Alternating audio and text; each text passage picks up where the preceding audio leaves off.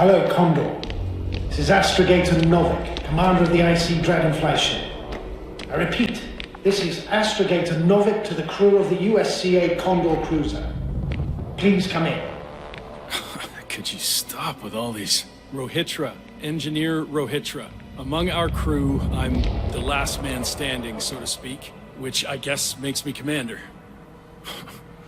Who would have thought? In that case, I'm making an official request to join our forces, to prevent the danger that threatens both sides. Oh, enough, Novik. That's enough. I agree, officially and all that jazz. We're already taking steps to eliminate the threat. I'd even say that your crew is working on it pretty damn actively. We stopped playing defense and took the fight to them. The Cloud suffered significant losses. As a counterattack, though, it disrupted our communications. Playing defense sounds a lot better than we're getting our asses kicked. Doctor, not now, please. No, it's true. Fighting against the Cloud is exceptionally difficult. But any opponent can be defeated. All it takes is the right tool. Meaning what exactly? Let me remind you that we're dealing with a dispersed entity whose technological prowess is still unknown. And it has so far destabilized every machine sent its way. Even the most specialized ones. That's why I'll keep it simple this time. No electro brains, no memory, only pure energy. You still haven't answered me, Rethink. Please, just tell me straight. What are you up to? I'm arming the charges. Arming what? Explosives, cluster munitions? Hydrogen. What? Rehitra? Are you serious? Damn right. I won't leave all this unresolved. How many warheads do you have? 54. From 30 kilos to 100 megatons. Oh, that's quite an arsenal. Over the top, I'd say. We really do have enough power. That's an understatement, Doctor. An amount of energy could rip the planet to pieces. I'm not an idiot. I won't send everything at once. I'm preparing 8 smaller warheads to start with. And then? We'll see. Are you sure this is a good idea, Rehitra? Listen, Yasna, I know how it must look to you. A hot-headed guy from the Alliance who wants to use nukes. But put yourself in my shoes. I have 24 hours tops of complete situational awareness. I'm taking action here and now based on my best judgment. I don't know what will happen later. Where will I wake up? In what condition? So I'm going to avenge my people before that happens and ensure the safety of those who survived. They all deserve better than this. I know you understand. You're like me. You would do anything for your crew.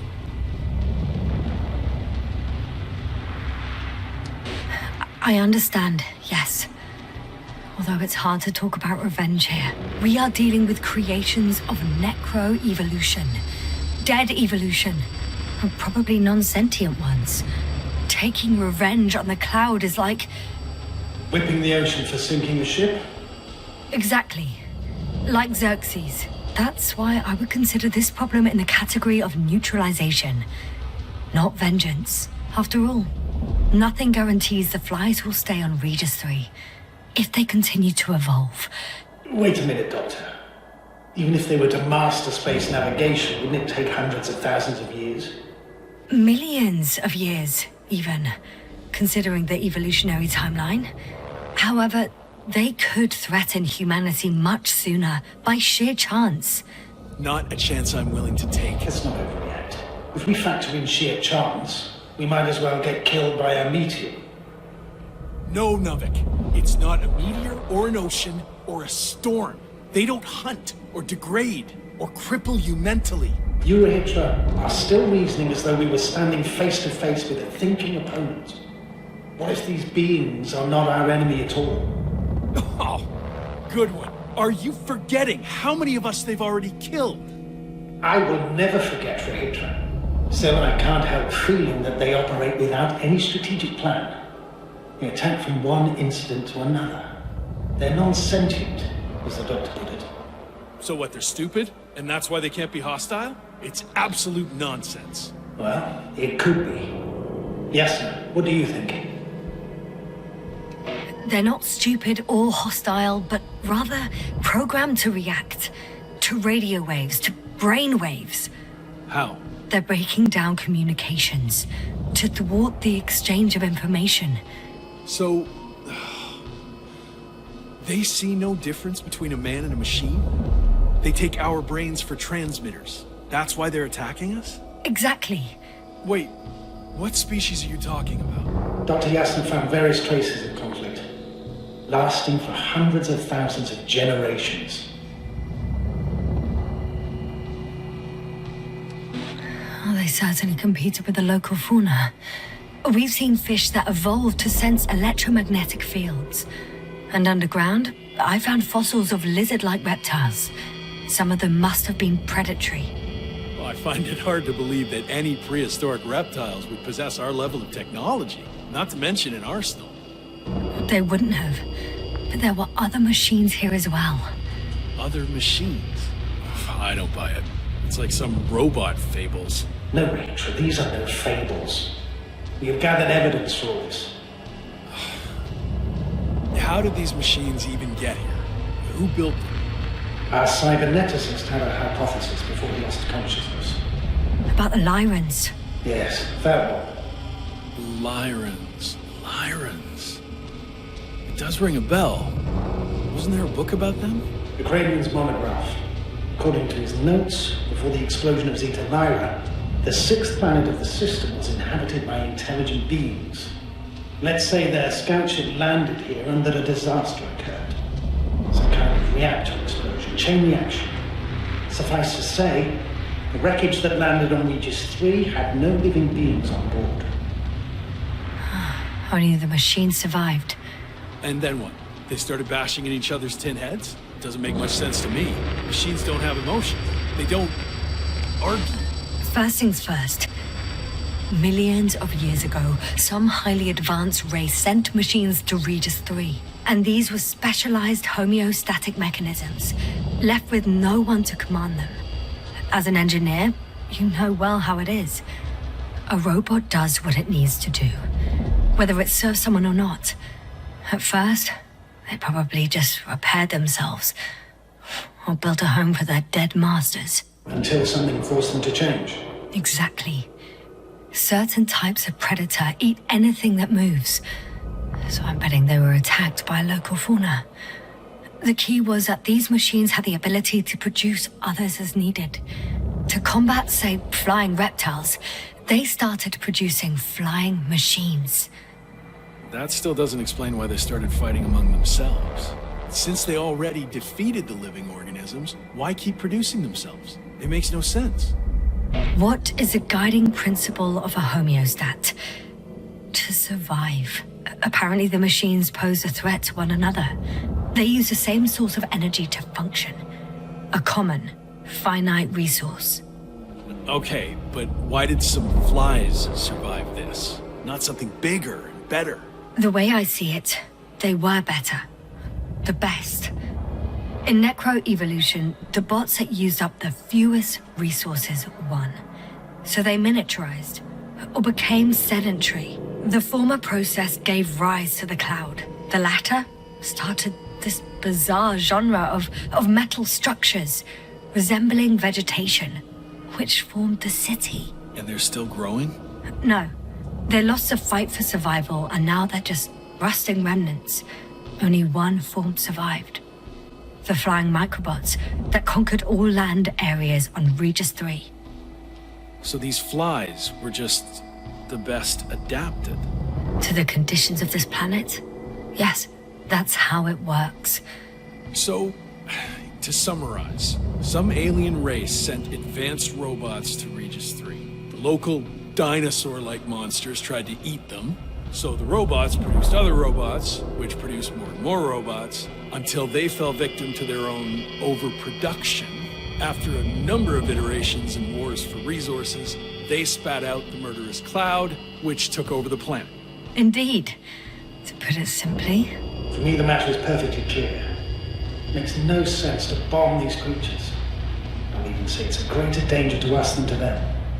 But how else do you imagine defeating the cloud? But that's the thing. I don't. It's invincible. Yes, do you agree? Well,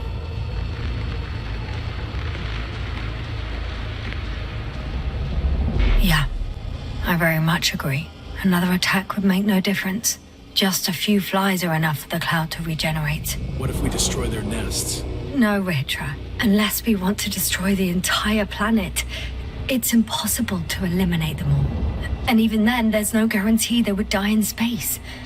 After all, the flies need no air, water, or food, only solar energy. But what else could we do, if not attack? We can leave this place and never come back. How so? Your commander will swoop down from orbit and pick us up? Or do you have an extra ship up your sleeve? Afraid none of these. I was thinking about a saucer, or some other vehicle from the Condor. Don't count on it, Yasna. It's a miracle we arrived on that wreck of a saucer. Nothing else flies around here, I checked. Huh. Done. Warheads are armed.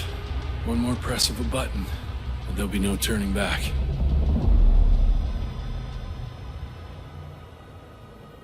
I can't. That was close. I'm suspending all actions leading to conflict. But what should I do now? We no longer have any landers. So I hate to say it, but I can't help you. And believe me, I would like nothing better. I'd prefer to fly away from here. Go back home. I'm sorry, Yasna. If only I could switch places with you. I know. I need to check on my people. Good talk, Novik. Likewise, Rethink. Join me whenever you can. No rush. Yeah, thanks. So, he's gone. Doctor. Yasna, it was truly an honor. I'm having a hard time finding the right words. I have one last request. I'm listening. I'd like Koval and Krauter to remember me, even just from your stories. Of course. I'll let everyone know what you did for them. No, I don't care about gratitude. I just want them to know who I was. I am. All right. I will try to do justice in capturing your extraordinary character. Although I must admit, it's not an easy assignment. As always. I'm not making anything easier for you, Novik. As always, Yasna.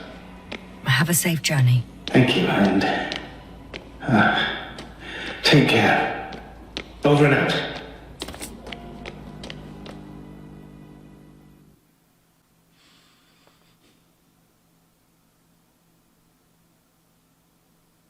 Are you sure?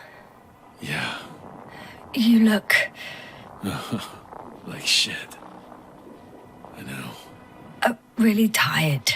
That's what I meant to say. Because you're trying to be polite. The undeniable truth is, I look and feel like shit. Will you close it for me?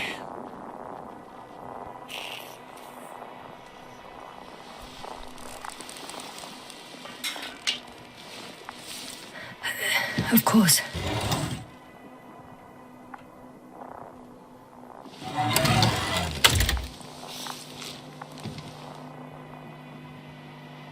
Support and stimulants will help you.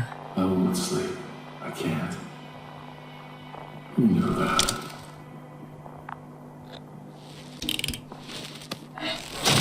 I have to endure somehow. The situation won't get any better if sleep deprivation kills you. Stimulants should only be taken in exceptional circumstances. Not every day. Well, this is an exceptional situation. I can't imagine a more exceptional one. It's a strange feeling.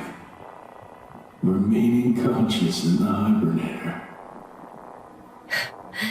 You clearly haven't visited the infirmary often. This is a standard procedure for a long recovery. Will you take another look at Landor and Spluskas?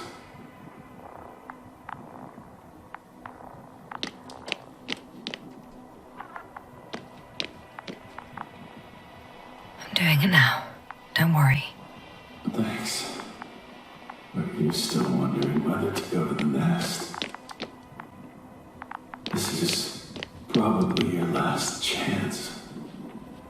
If you want to make it before the Invincible arrives, it would be good to have you here.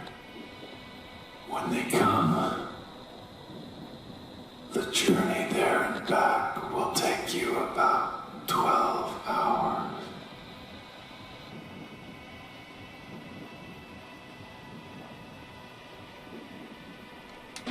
I've been thinking about it for a while. And it's something I just have to do. I might be the only person who can make contact. To understand. I know. But you will come back, won't you?